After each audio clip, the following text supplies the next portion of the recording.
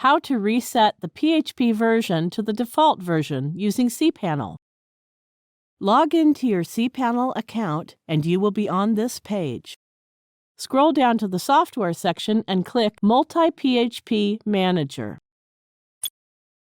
It is better to set the PHP version in this Multi-PHP Manager interface than to set it manually. There is a box before the name of the domain for which we want to change the PHP version.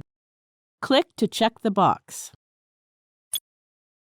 If you can't locate the particular domain, you can use the search bar and find the domain by typing its name. Now click to open the drop-down list of PHP versions and select the option Inherit.